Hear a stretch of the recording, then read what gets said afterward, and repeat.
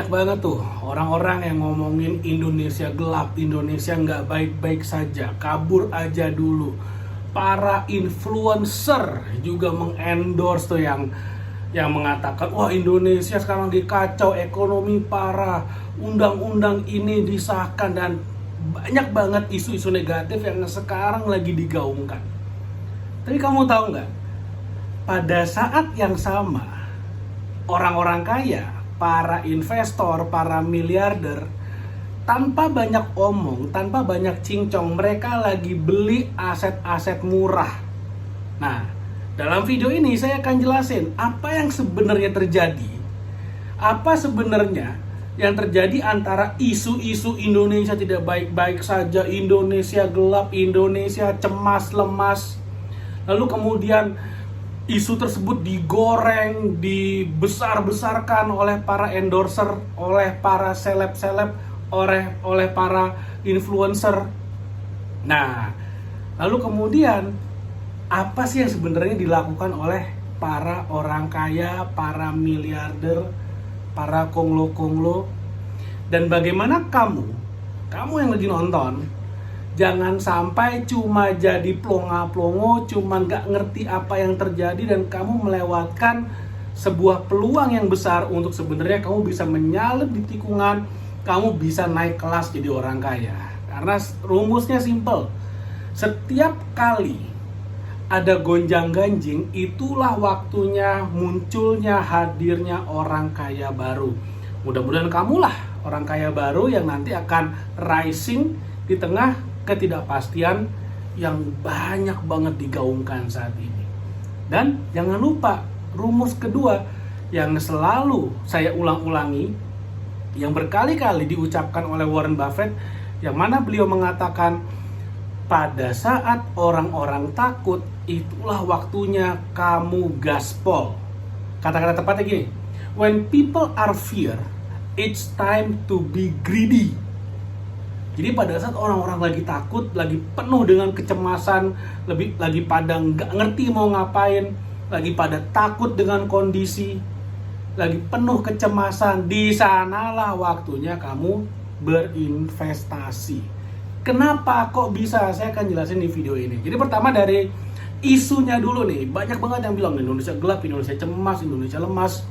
Saya udah ngobrol ke banyak orang, saya ngobrol ke dua kubu yang pro dengan Indonesia gelap, kubu yang optimis bahwa Indonesia baik-baik saja. Ada yang bilang Indonesia is fine, Indonesia is not fine. Dua-duanya benar. Dua-duanya benar. Contoh satu influencer yang saya sering nonton ya. Beliau namanya Raymond Chin, saya juga pernah ketemu secara personal dengan beliau. Orang hebat, orang cerdas, analisanya semuanya bagus sekali, yang mengatakan Indonesia gelap, Indonesia dalam masalah, yang banyak sekali mengatakan bahwa Indonesia ini sedang tidak baik-baik saja. Pernah diundang ke TV beberapa kali, saya dengarkan videonya, saya nonton, dan memang argumennya bagus sekali. Dan memang saya akui yang dikatakan benar. Indonesia sedang tidak baik-baik saja, kabur aja dulu dan segala macamnya, ya itu semua benar. Tapi ada lagi kubu seberang yang saya juga ajak ngobrol, orang-orang sukses, pengusaha besar, investor kaya raya. Mereka semua mengatakan Indonesia is fine, Indonesia baik-baik saja, dan Indonesia adalah tempat yang terbaik kalau kamu mau sukses, kamu mau kaya, kamu mau bisnismu mau besar. Indonesia tempat yang paling enak, tempat yang terbaik sedunia. Jadi ada dua pendapat yang berbeda. Tapi dua pendapat ini dikatakan oleh dua kelompok yang berbeda. Orang-orang yang mengatakan bahwa Indonesia tidak baik-baik saja, wah banyak oknum pemerintah begini begitu, kebijakannya wah segala macam, yang isinya protes, isinya mengkritik, isinya komplain, itu adalah mereka yang kelas menengah ke bawah dan para influencer. Nah, paham saya ya. Jadi orang-orang yang mengatakan Indonesia tidak baik-baik saja, itu adalah orang menengah ke bawah dan para influencer. Sedangkan Orang-orang yang mengatakan Indonesia baik-baik saja, Indonesia adalah tempat yang sangat bagus, tidak ada yang lebih baik daripada Indonesia untuk kita memulai bisnis. Tempat kalau kita mau bener-bener sukses yang paling gampang di Indonesia, yang isinya positif, itu adalah orang-orang kaya, orang-orang sukses. Nah, jadi gini, kamu harus bedakan ketika orang ngomong di media dengan orang ngomong di atas meja. Misalnya kita lagi ngobrol, lagi buka bareng gitu ya, lagi kongko, lagi catching up, ketemu setelah sekian lama ngobrol tentang Indonesia. Di sana yang diomongin itu tidak ada endorsan. Mereka tidak dibayar untuk menyampaikan apapun. Dan tidak ada benefitnya untuk mereka secara pribadi menyampaikan apapun yang jadi pendapat mereka. Jadi ketika saya ketemu dengan teman-teman saya pengusaha kaya raya dan mereka mengatakan Indonesia baik-baik saja, ya saya percaya. Kenapa? Ya karena memang ini pendapat mereka yang mereka rasakan dan mereka tidak dibayar untuk ngasih tahu saya yang sebaliknya. Dan untuk orang-orang yang mengatakan Indonesia ini jelek, tidak baik-baik saja, kok undang-undang TNI semua disahkan, ya itu juga benar tuh perasaan mereka. Nah tapi saya mau mengajak kamu yang nonton video ini, coba agak di zoom out sedikit supaya kita punya pandangan yang lebih luas, supaya kita punya pandangan bird view atau helicopter view. Kita lihat dari atas supaya kita bisa melihat apa yang sebenarnya terjadi dan apa yang bisa kita lakukan untuk diri kita sendiri. Jadi untuk dirimu sendiri. Kita nggak ngomong wah ini demi kebaikan bangsa, demi persatuan Indonesia, enggak. Kita nggak ngomong ke sana. Ini untuk dirimu sendiri. Apa yang bisa kamu lakukan untuk keuntungan dirimu sendiri di tengah kondisi seperti ini. Jadi ini menarik banget sebetulnya. Jadi poin pertama yang kamu harus pahami adalah orang-orang yang mengatakan bahwa Indonesia cemas, Indonesia gelap, Indonesia tidak baik-baik saja dan segala macamnya, itu adalah reaksi psikologi atau reaksi FOMO, fear of missing out, takut ketinggalan. Jadi karena mereka nggak ngerti apa yang terjadi, mereka ngelihat isunya pertama kali lalu kemudian oke, ini yang benar saya ikutin, Indonesia gelap, tidak baik-baik saja dan segala macamnya, kabur aja dulu, mereka ikut-ikutan. Padahal kalau ditanya, emang ada apa sih, mereka nggak ngerti juga. Paling banter mereka cuma bisa ngirimin link nih, lu dengerin sendiri. Dan mereka nggak ngerti substansinya apa. Dan kebanyakan netizen seperti itu mentalitasnya. Ikut-ikutan aja, padahal ditanya nggak ngerti. Demo, ayo demo, dapat ngasih kotak, pulang, selesai.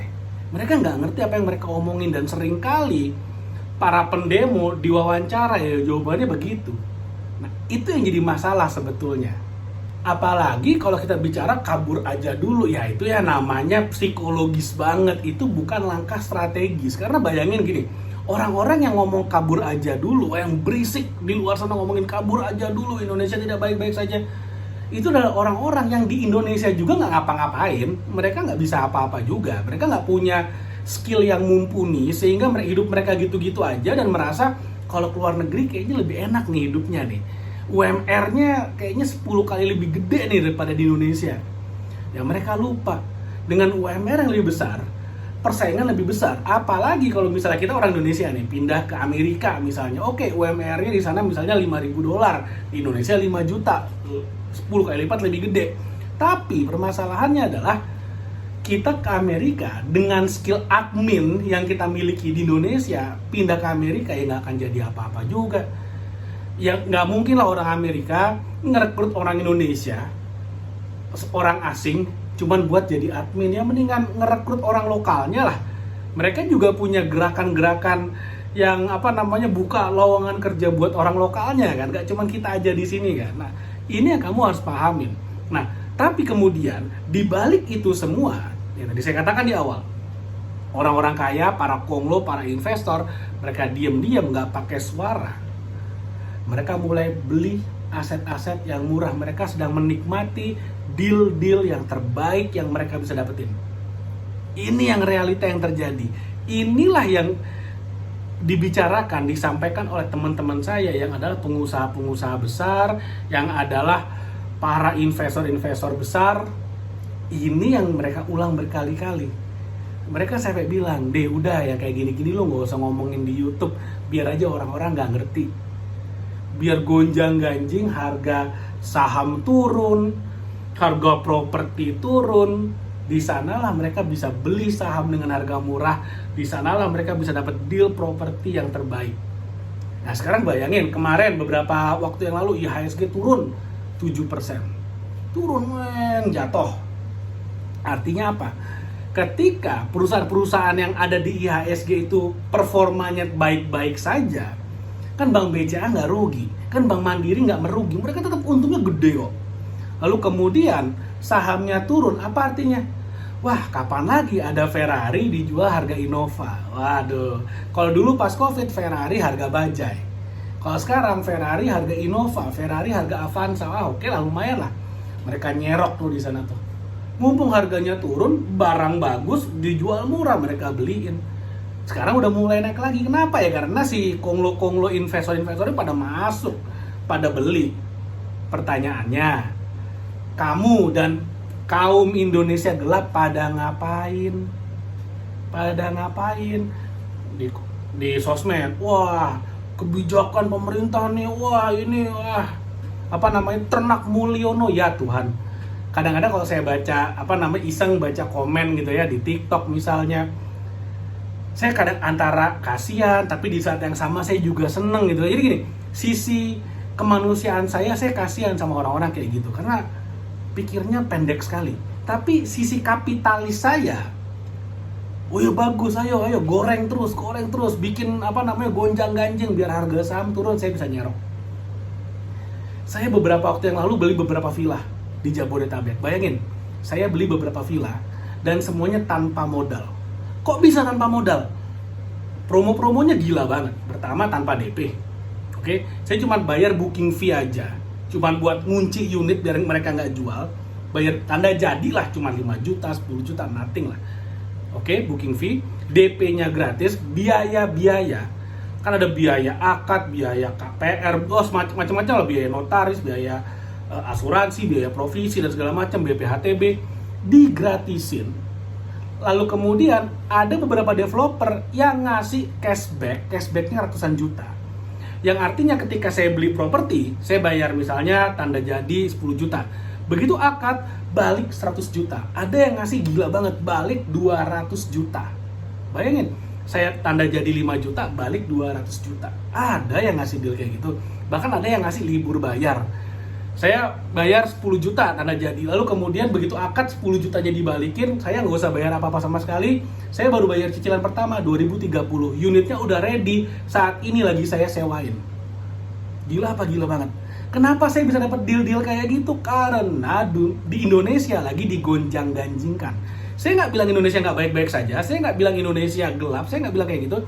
Tapi ada influencer yang membuat isu-isu sedemikian rupa dengan followernya yang sangat banyak, dan followernya saling nge-repost lah, nge-share ke grup WA keluarga dan segala macamnya, sehingga banyak orang percaya Indonesia lagi nggak baik-baik saja. Mereka jadi takut keluar duit. Para developer properti merasa, wah kalau kayak gini kita jualan nggak laku nih, udah deh kasih promo. Di sanalah kaum investor seperti saya, seperti circle saya yang mana mereka juga investor, ngelihat peluang. Oh, this is the best time to invest. Kenapa? When the market are fear, we should be greedy. Jadi ketika masyarakat, ketika orang-orang di luar sana mereka ketakutan karena isu-isu yang dilempar oleh para influencer itu, di sanalah investor bekerja. Oke, kita beli. Wah, Bank BCA murah nih, BBCA beli. Wah, Bank Mandiri murah, BMRI beli. Wah, ini ada properti murah, beli. Wah, ini ada properti gratisan, bisa ngasilin 20 juta sebulan, beli. Wah, enak banget. Nah, makanya itu yang tadi saya bilang. Ketika terjadi gonjang-ganjing, itu adalah saat yang terbaik untuk berinvestasi. Yang mana para investor sekarang mereka lagi sibuk tuh, lagi nyari deal-deal gitu. Waduh, asik banget tuh. Sekarang nih waktunya, kalau kita mengerti apa yang kita lakukan, ini adalah waktunya yang terbaik untuk kita bisa beli aset sebanyak-banyaknya. Lagi pada murah. Sekali lagi, kenapa murah? Ya karena dilempar isu gonjang-ganjing. Bayangin, pemerintah bikin satu badan namanya Danantara. Gorengannya asik banget itu. Sampai ada gorengan yang bilang, wah ambil duitnya dari Bank Mandiri nanti itu dipakai buat modal Danantara. Nah itu kan otaknya udah rada nggak jalan. Tapi sekali lagi sisi kemanusiaan saya mengatakan ini orang kasihan banget ya kok mikirnya sampai kayak gitu. Tapi sisi kapitalis saya mengatakan oke, nggak apa-apa, goreng terus biar makin gonjang ganjing, aset makin murah, deal makin bagus. Karena bayangin kalau misalnya Indonesia tidak ada isu negatif, semuanya baik-baik saja, semuanya fine-fine saja, masyarakat dengan sangat bahagianya tanpa ada problem apapun. Yang ada apa? Harga properti jadi mahal, harga saham jadi mahal, investor bingung kapan belinya, kapan beli asetnya. Loh kok ini harganya naik terus, kok mahal terus, kok orang-orang pada beli terus karena dunia saking damainya.